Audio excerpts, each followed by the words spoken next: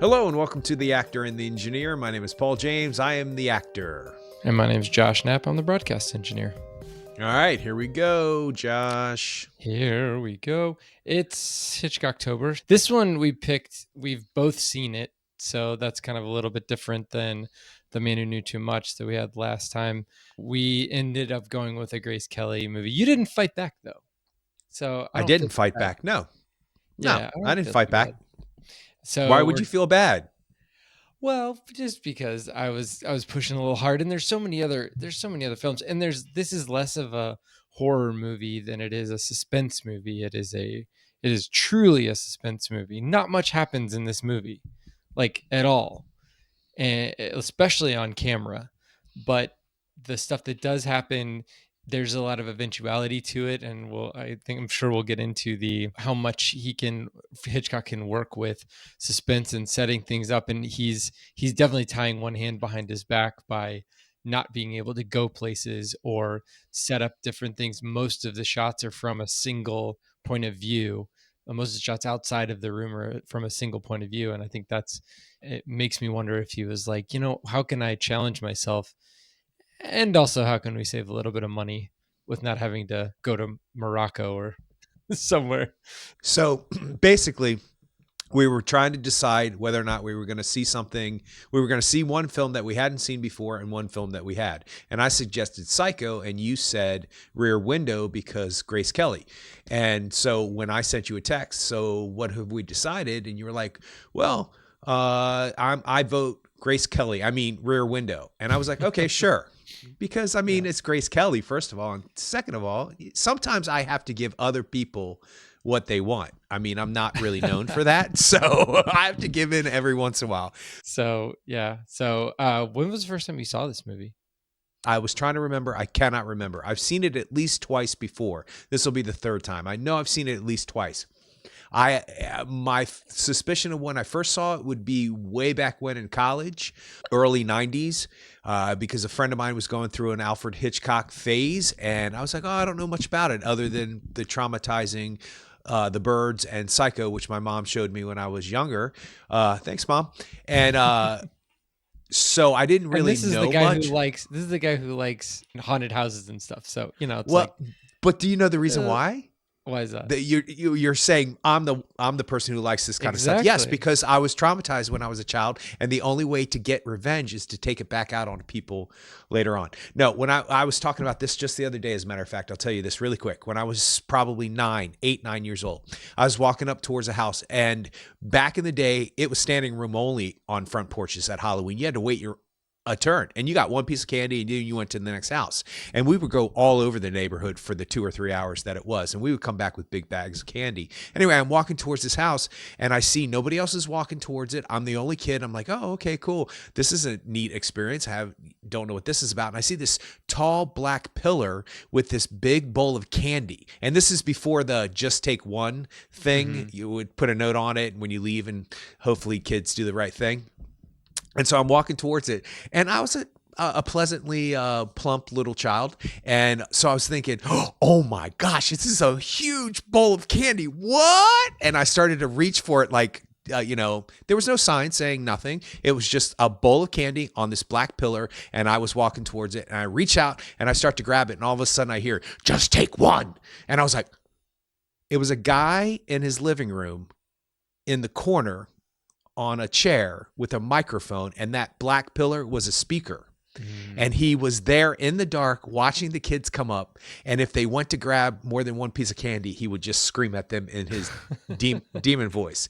And it scared the hell out of me, and from that point on, I've wanted to do the exact same thing to children, to people in my neighborhood, and have successfully done that in the past. So that brings you up to date. Back to Rear Window, 90s easily. I saw a bunch of Hitchcock, but I saw a lot of the stuff that I didn't see Vertigo. I saw Rope, Dial M for Murder, those things. Mm-hmm. And it wasn't until later on somebody had said something about there was a film festival or Alfred Hitchcock night at one of the dollar theaters or something. And I think I saw this on the big screen. Wow. And that's, Oh my gosh. and that's when I was like blown completely away by it, because Yeah. it is interesting. It's very interesting. For me, it was there was that time when Blockbuster Video would do the like pay $30 a month and be able to rent one movie a day, and I would just, and it was like the summer in college between things, and I would just like go to work at the internship that I had, and then I would go straight to Blockbuster, hand in the one from last night, and get the new one.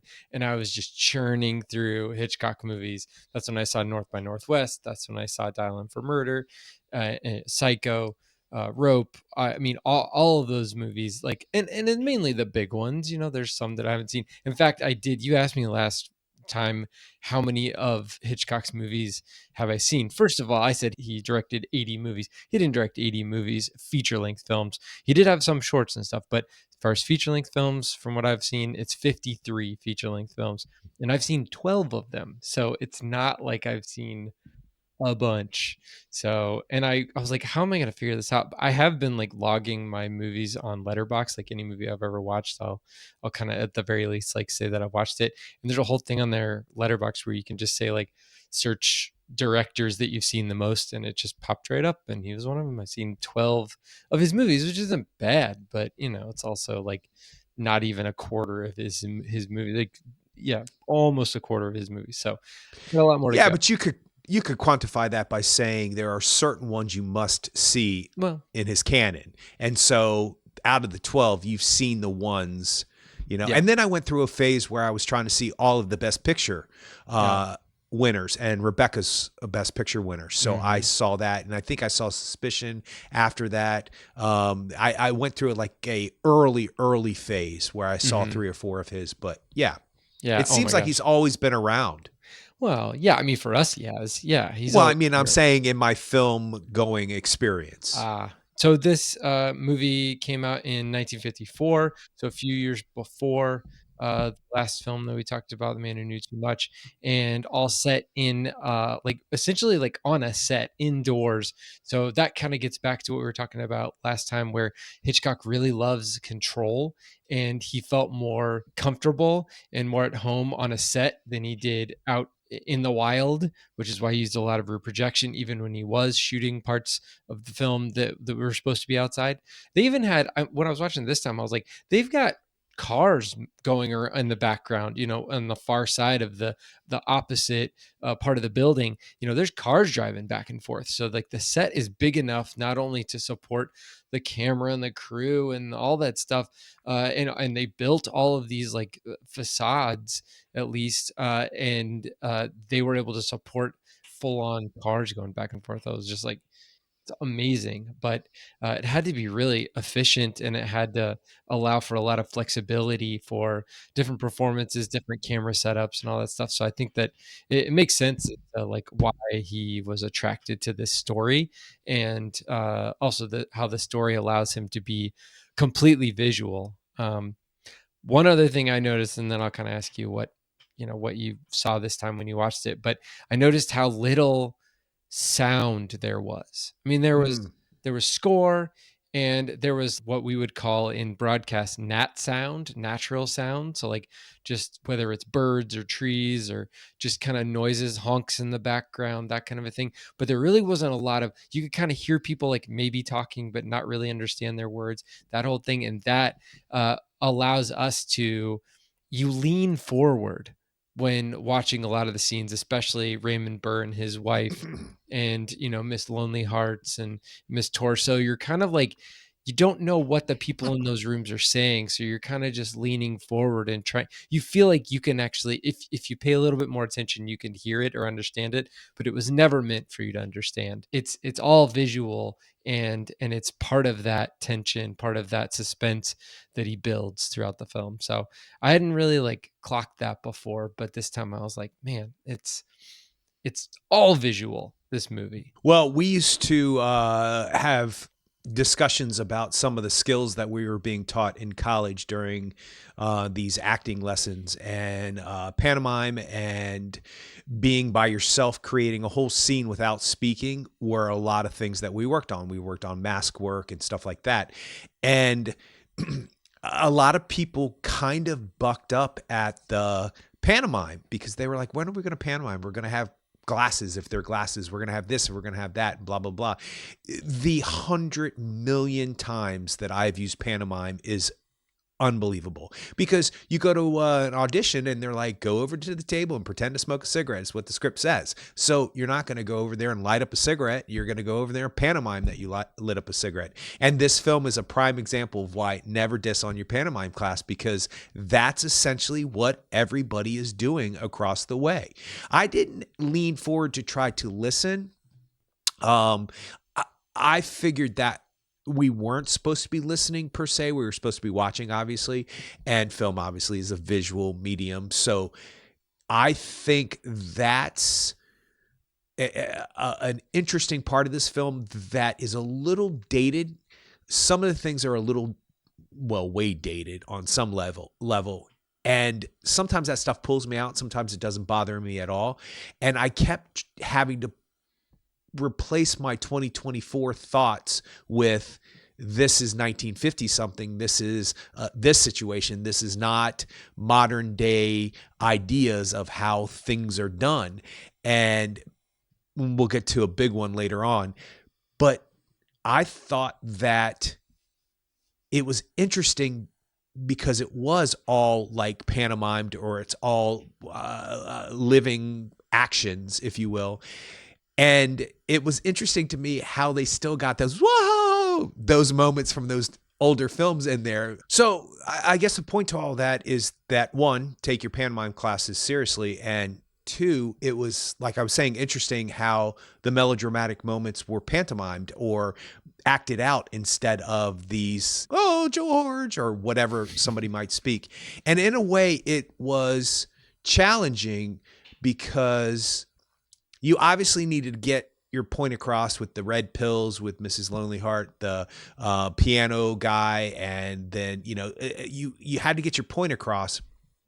And I'm wondering how he would go about that nowadays if he was part of the modern day world when it came to film, because, it's not like we were where Jimmy Stewart is in the apartment. So we didn't need for everything to be so exaggerated that, he could see it. He would probably need everything to be exaggerated, but then he has binoculars and the camera and stuff like that. My point is that some of that stuff is so over the top dramatic that it pulled me out a little bit here and there, because the camera's right up front, the camera's right up front. Some of the way that it's staged and some of the ways that things came and went were very interesting, but I was really having a hard time with this, this time watching this film.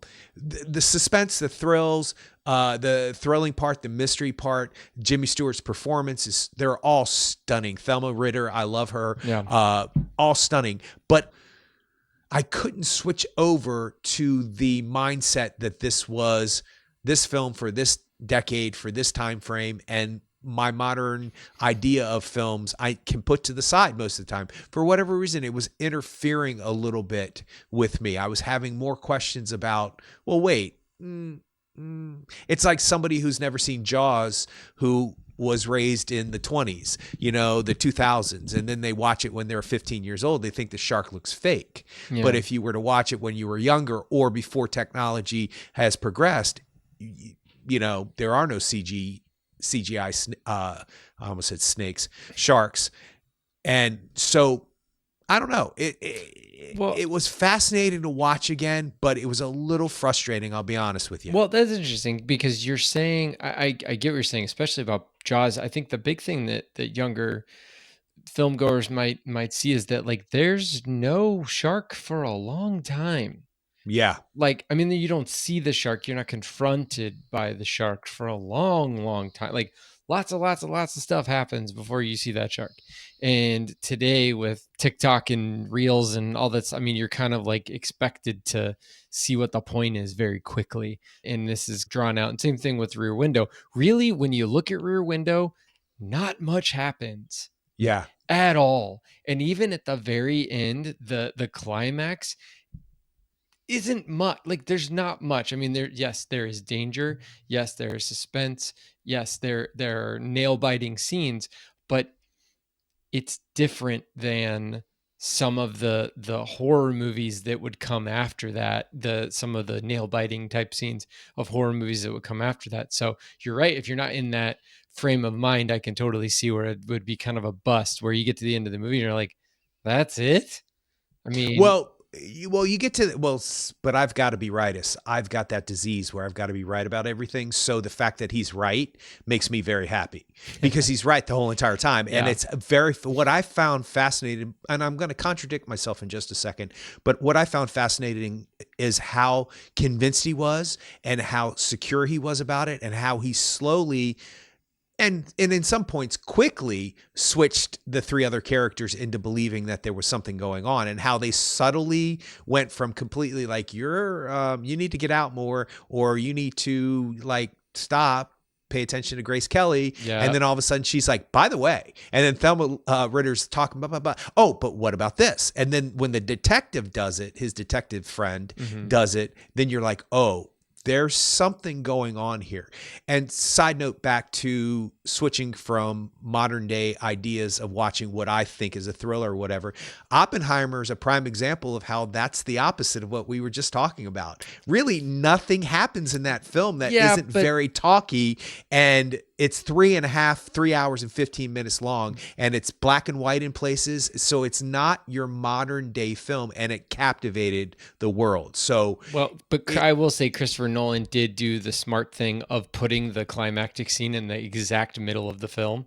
So right, sure. It's kind of like you start to drop off one wave, and oh, look, here's another wave. Okay. And yeah, you can but you get what I'm saying, sure. Though, that yeah. it goes against all 3:15. Nobody picked up their phone. Nobody was texting. And I saw that movie twice in the theater. So I looked the second time. I was looking around the second time going, no one's looking at their phone. No one has picked up nobody has gotten in my eye shot of a phone or a screen coming up, or an iWatch or Apple Watch screen going off. Anyway, so the long and short of it is that what Alfred Hitchcock is able to do is completely erase every thought that I just expressed if you give yourself over to it. And once I think Thelma Ritter's character, once she was in, I was like, oh, okay. And I was trying to remember what was happening before it was happening, because I remembered the ending and I remember what was going to happen. But for some reason, I was so thrilled that he was right that it re-engaged me. I was like, okay, I'm good. Well, I think that's the cool part, is that from the beginning of the movie, you kind of expect it to be somewhat of a nothing burger, where because they set it up. I mean, first of all, the first scene of the movie where you've got the credits against the window, and then the camera starts to move around, and then it comes into, I mean, it's a complex camera movement that then comes into his apartment, and you see him. And in that same shot, we get everything we need to know about the character with no dialogue and like 5 things. It's just, you show him, you show his cast, you show the broken camera, you show the picture that he took right before he broke the camera, and you show that he's a famous photographer because he's got the negative of a picture that was on the magazine cover. So right there, this was like 6 things, and nobody said anything, and we know everything we need to know about the character. Boom, done. So the fact that of course he brings this up all the time to Grace Kelly, that I've been to the Congo, I've been to Africa, I've been to all of these different places, I've been to Afghanistan, wherever it was, probably not Afghanistan, but I've been to the Middle East, I've been all these places, and you wouldn't be able to handle it there. You couldn't deal with not having your proper shoes or something. That right there it also primes you to think that like he's looking for something. He can't go to the story. He's bringing the story to himself. So he's going to make up whatever story he needs to make up to make the days go by. So Hitchcock puts us in the position to assume that it's not real. And he's got people all around him telling him it's not real. But you're right. Especially like when Grace Kelly switches, when he talks about the dog, the dog dying and everybody's lights coming on and we see all the lights come on. And then he says the only lights that didn't come on are Raymond Burr's lights. And you're just like, you see her face just change. And that's when she's in. Yeah. So, I mean, that's just, so cool. But yeah, we haven't talked enough about Grace Kelly yet, but, I'm sorry. I was having a thought and I was thinking of two different things and I couldn't speak. You had said when we were talking about doing this film, something about your obsession with Grace Kelly was coming out. And then you were like, well, she's not in this film a lot. And then I was like, wait a second. I seem to think she's in this film. I thought she was in the film a lot more than you had mentioned. And then she is in the film. She disappears for a significant amount, but she's the lead actress in the film. Yeah, totally. Okay. She is the lead actress. Yeah, you're right. Thelma Ritter's not in the film as much as Grace Kelly. Totally. Yeah, I agree. Because Thelma Ritter's essentially there 3 times, maybe 4, but that's it. Right. You know, whereas Grace Kelly's there every night for like 4 nights in a row. And, you know, and just the whole, like, even when she was like storming off, she's like, what does she say? She doesn't say, "Oh, shit, I will never be back again until tomorrow night." Yeah, she says, goodbye. And he's like, "Do you mean goodbye or good night?" And she's like, "I said what I said, and you won't see me again until tomorrow night," and then leaves. Right. So just like, I mean, which the way that she plays that, it sounds like she's not convinced she is coming back and that she isn't really coming back. On some level, you're doubting your own ideas of what she said, which is conducive to the rest of the film and what he does to your psyche, Alfred Hitchcock does to your psyche, because you're like, did this guy do it? Did this guy not do it? Does this photographer, is he so used to having some kind of controversy that he needs to take a photograph of that? I mean, because not only is he a famous photographer, but he's gone to all those places and a lot of those things are not the greatest. There's some conflicts going on in those countries at the time. And so you're going back and forth. Is he making this up because he's bored? What's happening here? And so when she says that, you're like, oh, for a split second, you know she's coming back. But then when she doesn't for a split second, she comes back.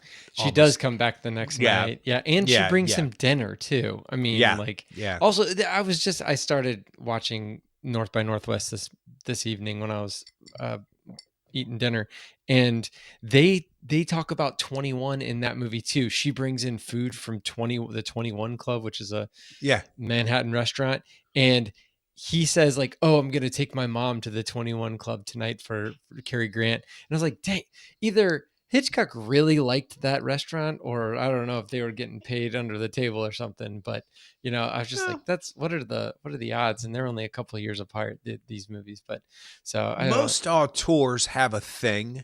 They're represented in a way. He's literally represented. By the way, before I forget, is Alfred Hitchcock in this film? He is.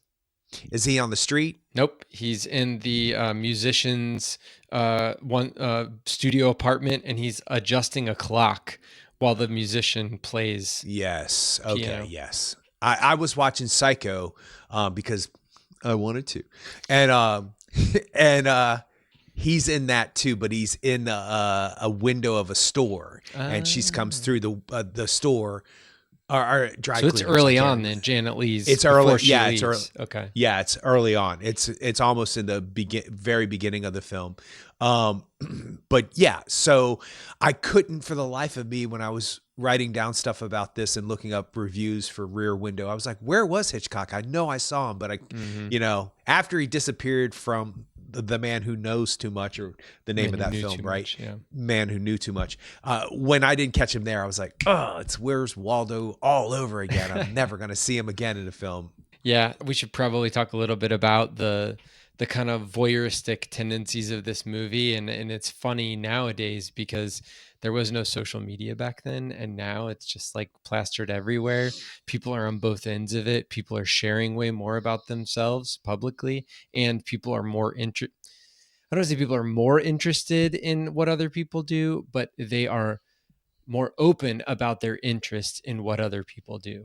So I'm sure this isn't the first movie about voyeurism, and it's definitely not the last. I just started thinking about like Body Double is another one where, you know, somebody's kind of like in that similar situation where they're kind of like watching something they shouldn't watch and they end up being a part of that. The Conversation, another great film that's not necessarily about somebody watching something, but about somebody hearing something and having to go through the process of dealing with that. I mean, there's a lot of examples. There's I haven't seen it, but I saw the TV Glow, and the actor from that movie stars in The Voyeurs with Sydney Sweeney, who I've seen a couple of movies that she's been in, Immaculate and others. And so that's somewhat of I don't know too much about it, but even more recent movies are leaning into the, you know, voyeuristic tendencies of people. And this one it's a little bit tamer. I mean, we've got slightly older dude checking out Miss Torso and that kind of stuff, but in some very interesting, purposeful poses. Especially there's right a few off where the I was bat. like, "Woo, okay, Alfred. I'm wondering what we're supposed to be looking at." And this, oh, yep, you know what you're supposed to be looking at. Yep. Oh, yeah, it's yep. Yeah. Even like, I mean, the first time you see her, she like accidentally her bra comes off, and she bent. Oh yeah, when she turns around. And you're yeah. Like, come on, dude. Yeah. Really? Yeah.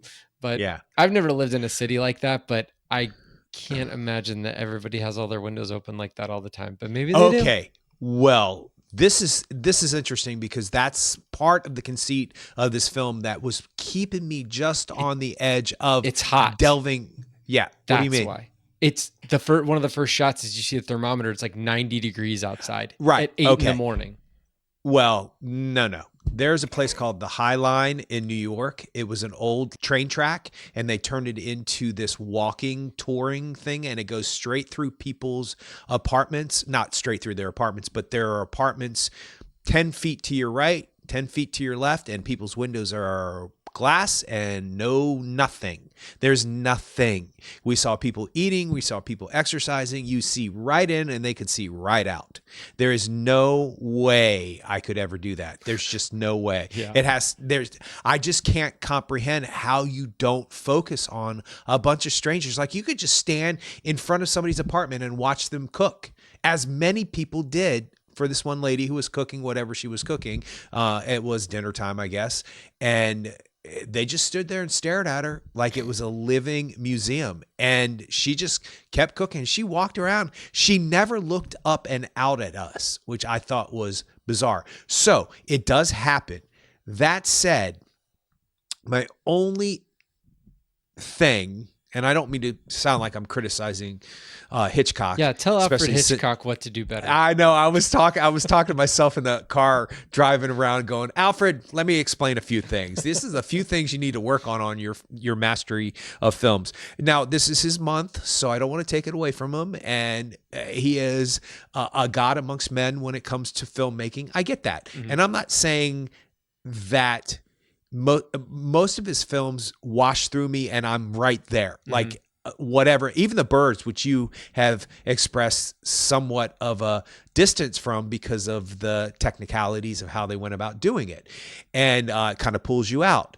The only thing that I don't, and he kind of explains it later on, and I accepted it when they kind of explain it, is that you never see anybody looking in at Jimmy Stewart's character. You never see what Jimmy Stewart's character looks like from their point of view. So you just assume that they're not paying attention to each other because this is the city and this is people on top of each other. But I mean, their windows are wide and open, mm-hmm. regardless of how hot it is.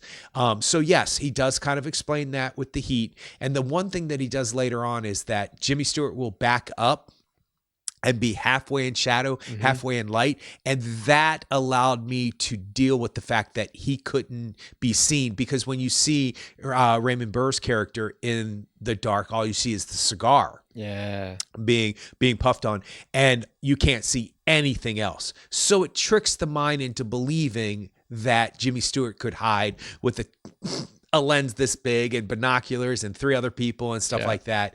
And the other thing that's unnerving about that is that when all of them say at one point, well, if he's going to commit a murder, why would he do it in the open like this? Why would he do it with his windows open? You can see him, he can see you. This is the stupidest place for anybody to commit a murder ever. There's 1,000 witnesses, right? Although it happens at night, apparently, and most people are asleep, and he later on explains that it was 6 o'clock in the morning. He was asleep. He talks about that.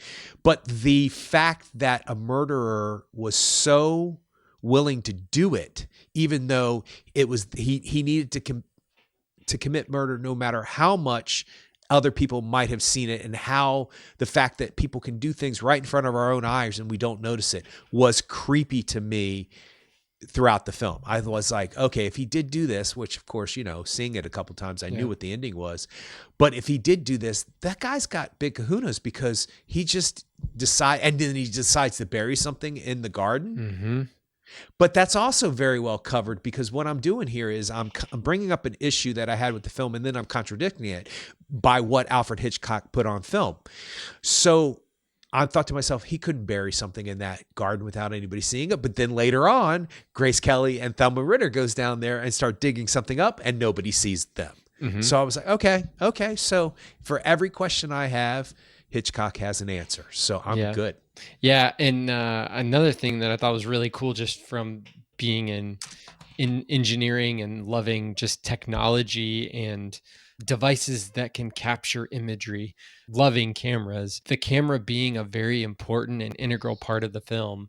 It's used not to capture the images, but it's used as binoculars, but used as, super long zoom lens is used to get up real close, and it also gives us different perspectives.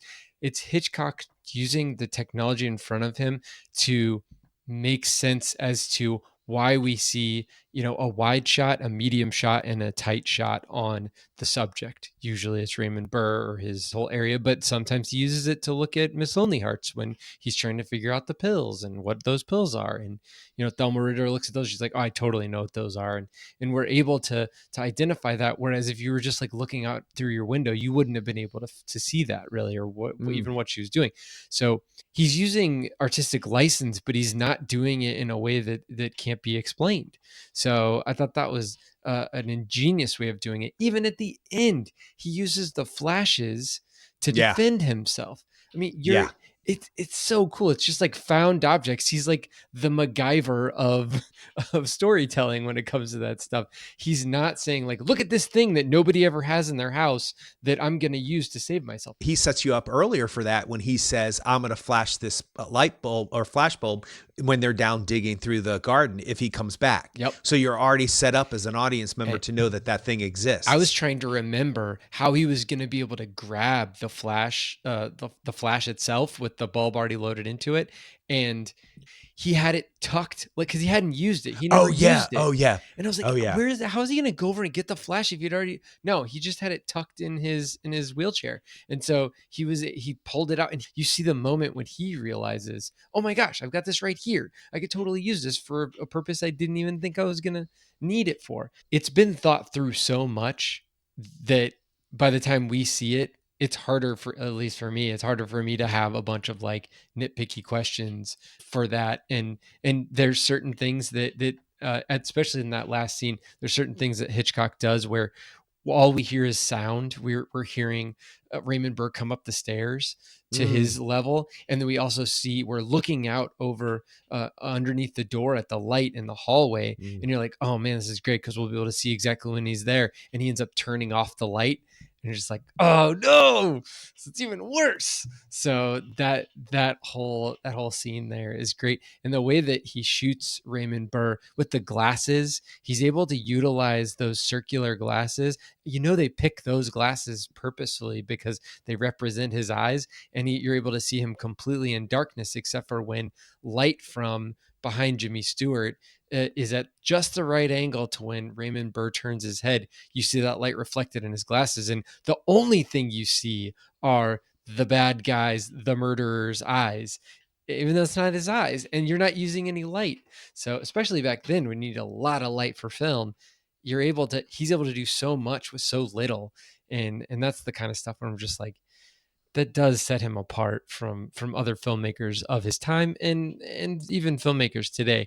There's definitely filmmakers out there that utilize the capabilities of film, and they utilize certain, whether it's lighting or shot selection or framing for building tension, but they got a little bit of help from Hitchcock's because they can go back and look at what he's done.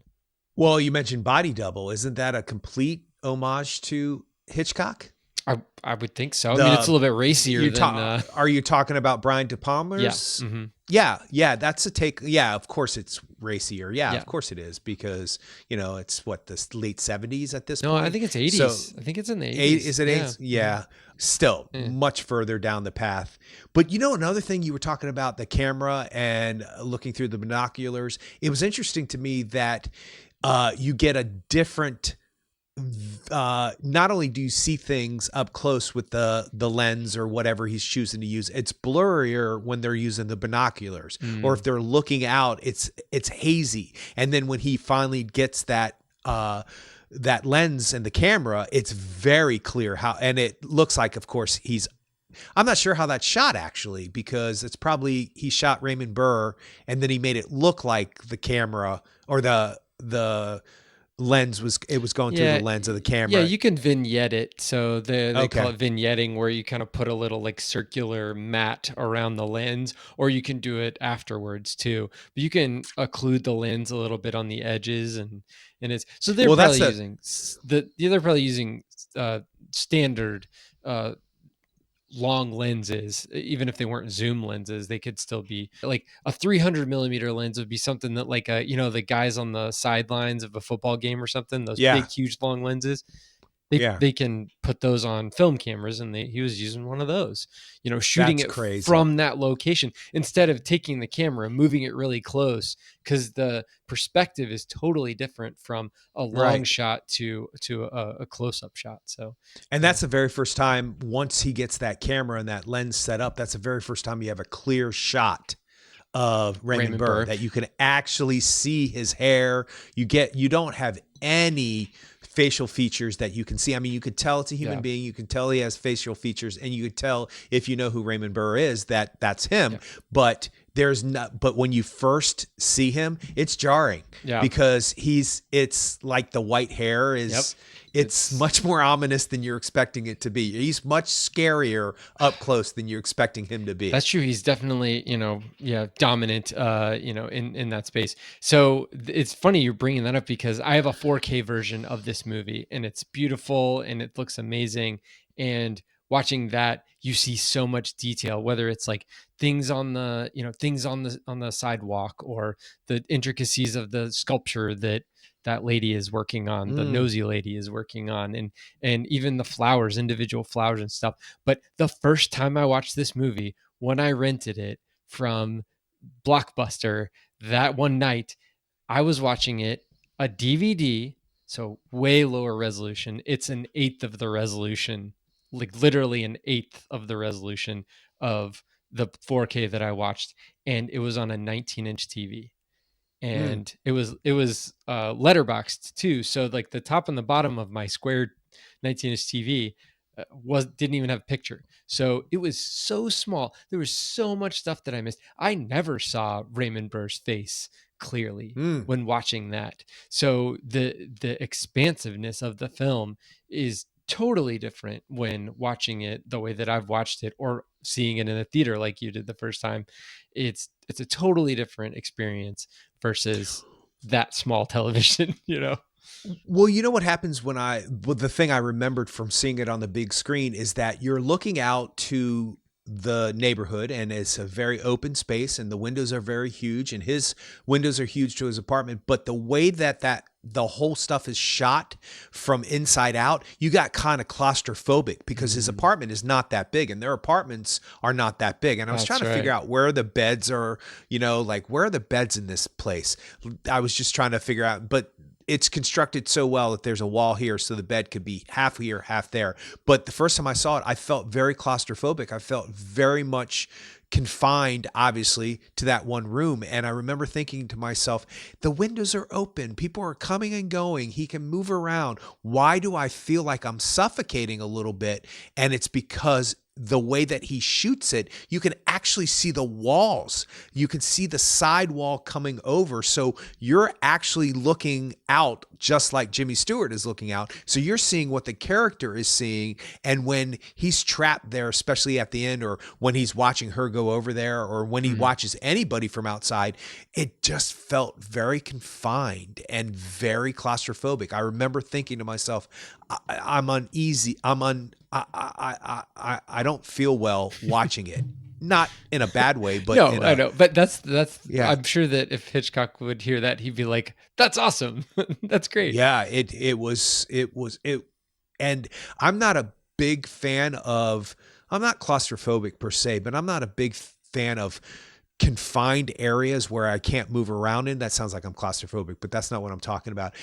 Even in like my apartment, sometimes if there's not a window open or a door open, I feel unwell. So he does that extremely well in this film. Was one of the things that took you out of it the relationship between Grace Kelly and Jimmy Stewart? Like, did you feel like he was being intractable, like he was being a bit standoffish or difficult to her? Because I was starting to think about it even today, and the first time I really clocked it from her standpoint of like, when he broke his leg, that was probably the best thing.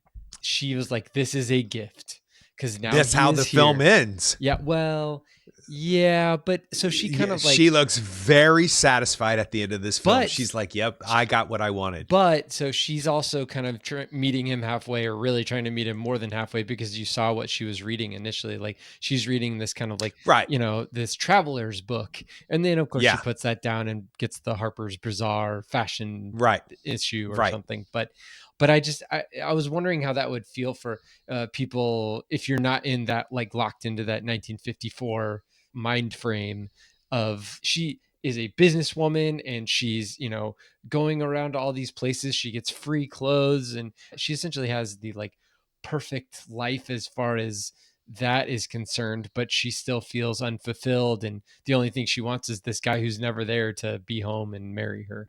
And so that is very traditional and not forward thinking or women's empowerment type of a setup. And I don't know how people, if they would rankle at that, nowadays. I'm able to couch it into the world of the time and just kind of like popular culture of the time, which is that was popular culture of the time. No, because all of those themes still go on. She's a 1950s version of Sarah Jessica Parker from Sex and the City. Sarah Jessica Parker's is independent, self-made, loves shoes, loves fashion, loves being in the city, is all about modern day New York, all about New York, however you want to put that. So no, those themes of a woman wanting to settle down with a particular man and the man not wanting to, that theme still is nowadays. The difference is, well, actually, I don't even know if there are differences, but that theme is well worn and well used and still existing. There's always one person who, in a movie, in a relationship, doesn't really want to be in the relationship, or they don't want to settle down, or they have too many things they have to do to explore. And that could be a man or a woman. And it could have been a man or a woman in this too. The only issue I had that sort of pulled me out is, who could resist Grace Kelly that long? Exactly. Like, what? Come on now. Like, and he does, he speaks to her and about her differently than when she's up close and he's all smiles that she's there. Yeah. And he's all giddy that she's there. And as for like any kind of trappings about woman and being told what to do by a man, or like running her life by what the man wants, she takes matters into her own hands. And she's like, okay, yeah. So you think I can't travel? You ever seen a suitcase this small? Look what I have up my sleeve. And she uses that not only to prove to him that she can do what he's asking her to do. So we think, because it's Grace Kelly and we believe every word that comes out of her mouth. I'm not so sure how fast she would adapt to that, but she's trying to say to him, I will adapt to whatever you need me to adapt to, because I want to be with you, and vice versa. So it doesn't matter if we're in the Congo or wherever we're at, South America, wherever he's mentioned. It matters that we're together and I want to be with you. So I will adapt one way or another. I'll get new shoes. That's a ridiculous comment. I will get this. I will get that. And then she takes the little tiny suitcase and goes, have you ever seen something so small and so compact? And then when it opens, it's a seductive thing. And then she tells him basically, as she politely kind of asks him, but at the same time, pretty much tells him, I'm spending the night. And what's going to happen is I'm putting this on and that on. And he just is like, what's happening next? Right. And then she goes, and I'm going to spend the night and we're going to sleep together in the same bed. She doesn't say exactly that, but she says that. So independent woman who wants what she wants, and this is what she wants, and this is the way she's going to go about getting it. I never felt like he demeaned her. I never felt like he talked down to her because she was a woman. The two women in his life pretty much back him up. There's a bunch of women that they respect that they're watching on some kind of level. Mm-hmm. He's never demeaning to them. He's never sadistic or there's no toxic masculinity coming from him. Now for Hitchcock, on the other hand, that's another story with the Mrs. Bendover, and that's But considering the time, that was probably way more controversial back then. I'm sure it was, and I know that he liked to push. Like you said, you were just watching Psycho. I mean, talk about pushing the envelope. You're really pushing the envelope, showing a toilet and such. So, it's like, and naked people in a bed together who get dressed right in front of you. Yeah. Well, pretty much. Well, I think it was like one person had to have their foot on the ground or something. It was some weird, like. Yeah, that's if they were both on the bed together. I don't think any of those rules. And weren't you telling me something about he wasn't allowed to show kissing as much and he decided to go ahead and do it in a Rear Window anyway? And it was Suspicion. With Suspicion. Cary Grant and Ingrid Bergman, where they did it in this movie too, where she's snuggled up to him and they do the whole like talking scene, so they can't necessarily like constantly kiss, and so you can kind of see like Jimmy Stewart really wants to get his point across, even though he's got Grace Kelly hung all over him, and it's like, dude, you can talk to her later, but whatever. Yeah. And she goes, what are you thinking? And he goes, I need to know why he's got blades or whatever he says. And I'm like, that's not that might happen to me, but that's not happening to you, Jimmy Stewart, with Grace Kelly. It's just not. And it probably wouldn't happen to me either because it's Grace Kelly. There are just some conditions, but I did want to talk about that earlier. And I'm glad that we're back to that. Or we got to that point where they're kissing. You learn stuff about the characters through what their actions are. And we talked about this in the last film about how exposition and character development are kind of blended into one thing in his films. And also the act or the characters are creating actions which are explaining things about themselves, why they're talking about themselves, why they're explaining what's going on in the film, and it's just layered. Usually those are three separate things in movies. There's exposition, then there's character development, and then there's dialogue. In this film and in the last two films that we've seen, they are blended together. So I think if there was some kind of kissing issue, this is the most brilliant way to get around it. It's not about kissing. It's about them discovering what he's thinking about or what she's not trying to seduce him. He's not trying to seduce her. They're seduced and they are affectionate. And the fact that it's used of course, it's a little illogical that he would like all of a sudden go, but let me tell you what I'm thinking. But it does play to the fact that he's so obsessed with this thing because he knows he's right. And that I can relate to on so many different levels. But the scene's not about sexy time. It's about discovery through sexy time. And that is fascinating to me. That adds a layer that you're not expecting to be added. You're just not. Yeah. I was listening to an interview. It was Hitchcock being interviewed by Francois Truffaut, and they were talking about Rear Window, and they kind of talk about how there's a lot of visuals, and especially the beginning scene, establishing the character of Jimmy Stewart, and it's the Hitchcock was talking about how, like, essentially his disdain for screenwriters, and like a screenwriter would want to just make a page of dialogue to explain something, whereas Hitchcock kind of like bends the other way, where it's like, do we really need any dialogue whatsoever?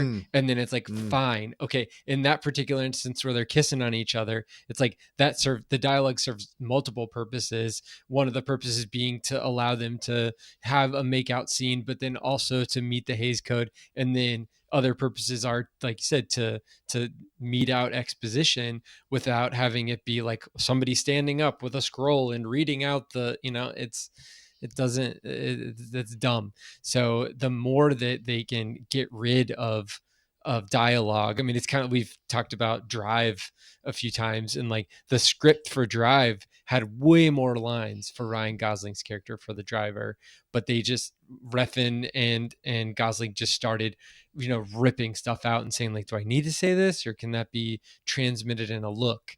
And they kept going down that road to where he doesn't have very many lines at all in that movie. And it's similar in this movie. There is dialogue in this movie, yes, but there are huge swaths of time where nobody says anything, especially when he's by himself looking out over the courtyard. So I think it's a good ethos to have for a filmmaker, because Hitchcock was also talking about, he's like, it's our medium. We're the only ones that can do this. Radio plays can't do this. Books can't do this.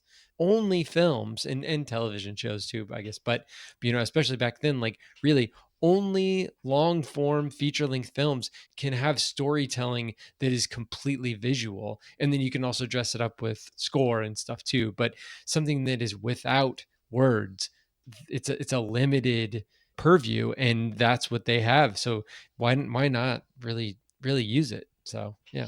Well, it's utilized 1,000 times over in this film because of what we were talking about earlier, and how you have a display of people's actions versus what they're talking about. You don't hear the conductor of the music or the piano player. You see that he's frustrated. You don't hear that he's frustrated. He's not telling a friend how he can't get the moment. I mean, I'm sure if you paid close attention, you could probably figure out what the conversations are happening and stuff like that. The only other thing about that apartment is, why the hell are they not on that balcony more often? Because when they're at the party and then the dog gets killed, and they walk out, I was like, yeah, that's not that small of a space after all, dude. There's so many exquisite, quiet moments in this film, and even the loud moments are really well done, that I'm really nitpicking to point out something that is not even that relevant to you seeing it, but it is just a smidgen over the top for me. I don't want to criticize, but at the same time, it was. Well, no, it's good. I mean, yeah, I would like to think that if I had, big criticisms, I could voice them, but I'm coming up with blank. So, well, they're not big. Okay. Well, sorry. If I had minor criticisms, observational issues, I just think that this filmmaker, Alfred Hitchcock, people need to explore it, and if they can't get over the shark, then they need to give themselves over to something else in the film. There's a tension in Jaws, like we were saying at the beginning. You don't see the shark for a long period of time. That should be affecting enough to keep you throughout the film. Same with any kind of minor issues you might have with the datedness of something like Rear Window or anything that he has. There's value in what he does, and if you give yourself over to it, it will take you away like you were watching it back in 1950, whatever it was. Nice. Nice. All right. Okay. You can check us out on the web at actorandengineer.com. You can find us on Facebook, facebook.com/actorandengineer. We're on X at Actor Engineer. And you can search for us on YouTube. Just search for the Actor and the Engineer podcast. We'll see you next time.